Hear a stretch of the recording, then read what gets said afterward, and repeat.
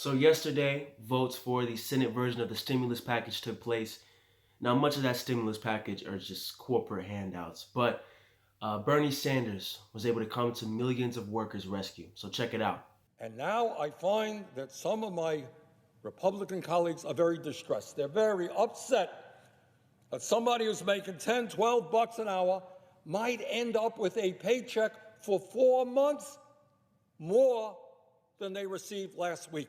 Oh my God, the universe is collapsing. Imagine that. Somebody who's making 12 bucks an hour, now like the rest of us, faces an unprecedented economic crisis with the 600 bucks on top of their regular unemployment check, might be making a few bucks more for 4 months. Oh my word, will the universe survive?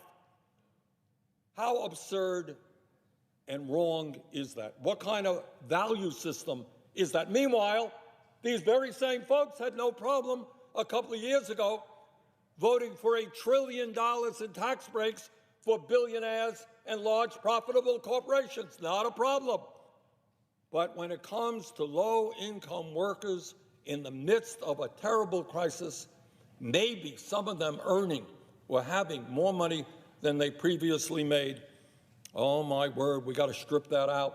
We got to tell those poor people that no matter what. By the way, when the McConnell bill first came up, unbelievably, and I know many Republicans objected to this, they were saying that, well, we want to give whatever it was, $1,000 or $1,200, but poor people should get less.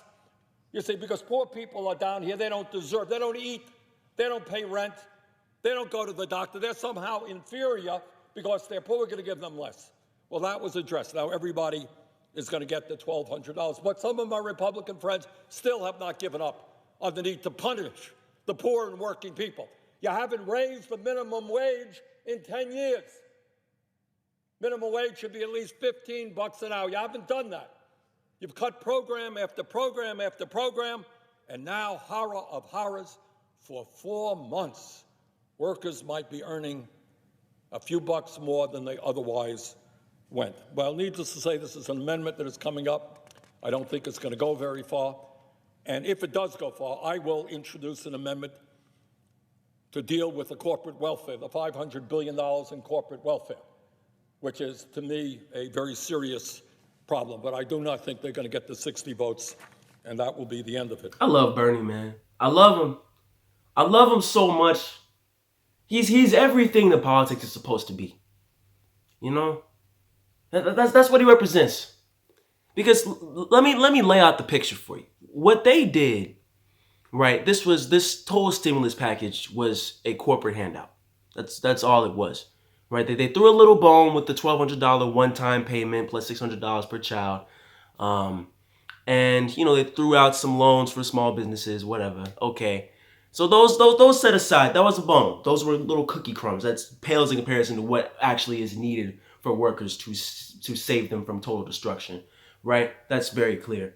But then the trillions of dollars, they say it's 500 billion. No, actually they can leverage it 10 times over, the Federal Reserve can. So it ends up being trillions of dollars.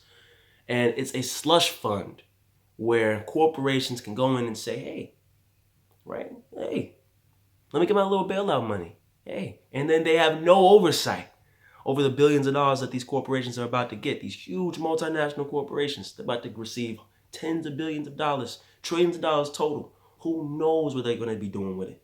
Because there's little to no oversight over it. There's little to no regulation over it. They can just continue to line their pockets and have huge bonuses, right? And stock buybacks and whatnot. This is what they're going to end up doing with this money. We wasted trillions of dollars that could have been spent saving lives. But what did Bernie do? He saw that there was a sinking ship and that there was nothing he could do to save us from just making this a huge corporate welfare check. So he inserted an amendment which said, okay, if y'all gonna play that way, I'll play this way. This amendment is going to make sure that up to $75,000, right? So if you made up to $75,000 and you had to apply for unemployment insurance because you just got fired, then all of that 75,000, up to 75,000 at least, is going to be covered. And that includes if you are a tipped worker, right? So if you're working for tips, or if you're a gig worker, part of the gig economy, as we like to say, right? That's huge. That's huge. You just saved millions of American workers, millions of American families. Just saved them from total destruction. And that's what real leadership is supposed to look like, folks. That's exactly what politics is supposed to be. And it's a shame that he had to slide in this amendment last minute in this act of desperation to save the American people from total destruction. It's a shame that he had to do that. Why couldn't all of Congress be united behind the same aim to help, to help their constituents, the people who voted for him? But no, those people weren't the ones who got him in office. It's the corporations. That's why you see trillions of dollars for a slush fund, and that's why we got little crumbs. That's why, in all likelihood, we're heading towards the worst economic crisis in nearly 100 years.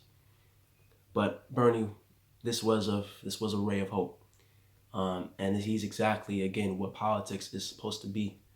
This is what politics is supposed to be about here in America, and I love him to death. Love him to death. I love him to death for everything that he stood for. And moving forward, as we weather this crisis, Bernie is the perfect example of how you have to fight back. You know? You have to tell the truth. You have to hold up. You have to hold up the tide of destruction. If you want to make real change, it's not going to be easy. He was derided for a lot of this. You know, that speech you just said, he was derided for a lot of it. It's not easy. It's never easy. But that's what it's going to take. When you have 10, 12, 15, 20, 30% unemployment, when the economy is collapsing, when the country, the system is ripping apart at the seams, it's going to take real leadership. It's going to take gall, guts to be able to speak truth to power, especially when they're going to keep on trying to turn the tides against us moving forward into this crisis. So Bernie, I love him, man. I love him. It's a shame that his chances are so slim of winning this nomination, but there's still contests out there, so make sure that you can vote in any safe way possible. You know, I wouldn't recommend going to the polling locations, but anything you can do to have an absentee ballot or mail-in or whatever, do so. Because voting for Bernie, at least for me, I know it would feel amazing, you know? Yeah, man. He's the GOAT. He's the OG. What else is there to say? Chillin' with the boys, yeah, we making all this noise. Can't complain, riding in the fast lane. To the top, we don't stop up till past 5 o'clock.